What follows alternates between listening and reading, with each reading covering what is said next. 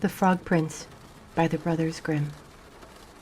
Long ago, when wishes often came true, there lived a king whose daughters were all handsome, but the youngest was so beautiful that the sun himself, who has seen everything, was bemused every time he shone over her because of her beauty. Near the royal castle there was a great dark wood, and in the wood, under the old linden tree, was a well. And when the day was hot, the king's daughter used to go forth into the wood and sit by the brink of the cool well. And if the time seemed long, she would take out a golden ball and throw it up and catch it again, and this was her favorite pastime. Now it happened one day that the golden ball, instead of falling back into the maiden's little hand, which had sent it aloft, dropped to the ground near the edge of the well and rolled in.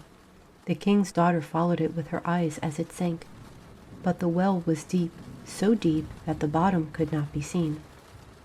Then she began to weep, and she wept and wept, as if she could never be comforted. And in the midst of her weeping she heard a voice saying to her, "What ails you, king's daughter?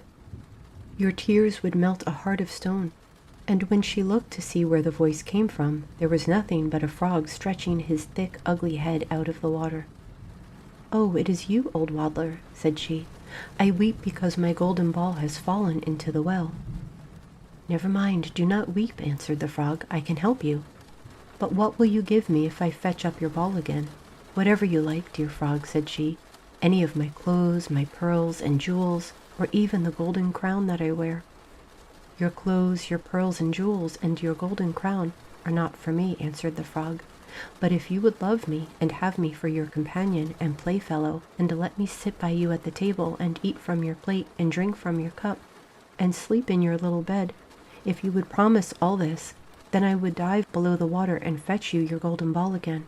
"Oh yes," she answered, "I will promise it all, whatever you want, if you will only get me my ball again."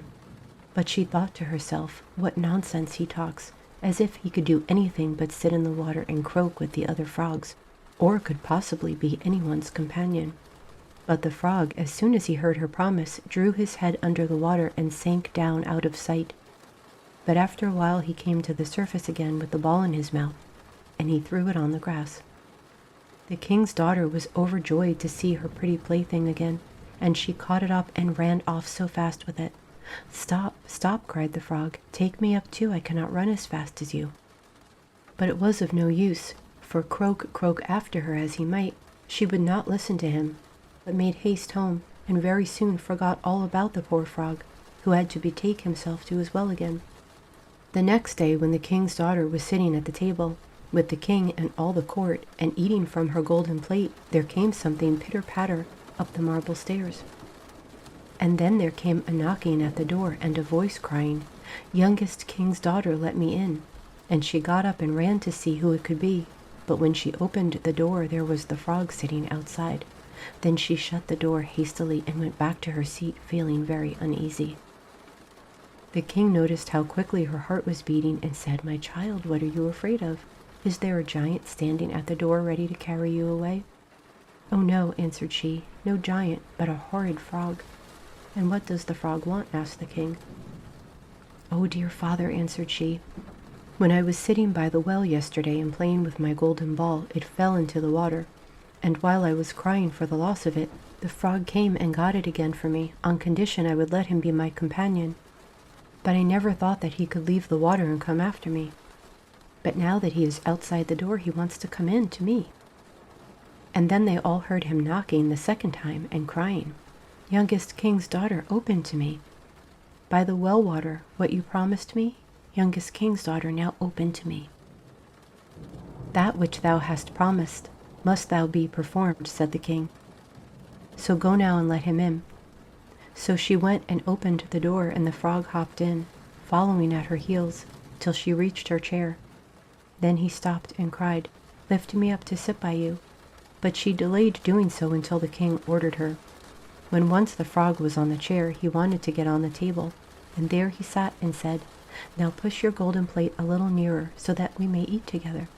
And so she did, but everybody might see how unwilling she was, and the frog feasted heartily, but every morsel seemed to stick in her throat. "I've had enough now," said the frog at last, "and I am tired. You must carry me to your room and make ready your silken bed, and we will lie down and go to sleep."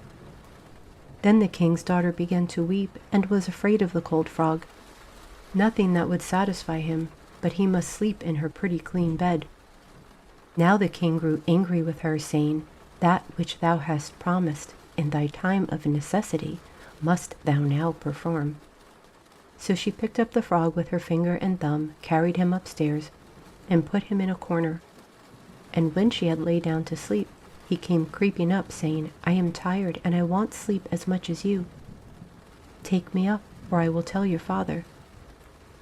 Then she felt beside herself with rage, and picking him up, she threw him with all her strength against the wall, crying, "Now you will be quiet, you horrid frog."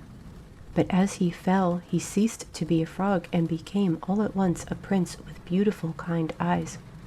And it came to pass that, with her father's consent, they became bride and bridegroom. And he told her how a wicked witch had bound him by her spells, and how no one but she alone could have released him, and that they two would go together to his father's kingdom. And there came to the door a carriage drawn by 8 white horses, with white plumes on their heads, and with golden harnesses. And behind the carriage was standing faithful Henry, the servant of the young prince.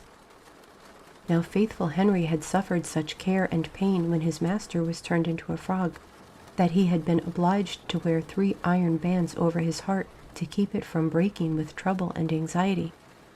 When the carriage started to take the prince to his kingdom, and faithful Henry had helped them both in, he got up behind, and was full of joy at his master's deliverance. And when they had gone a part of the way, the prince heard a sound at the back of the carriage, as if something had broken.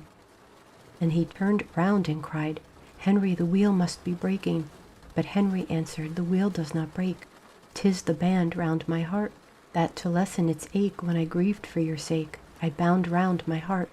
Again and once again there was the same sound, and the prince thought it must be the wheel breaking, but it was the breaking of the other bands from faithful Henry's heart, because he was so relieved and happy. The end.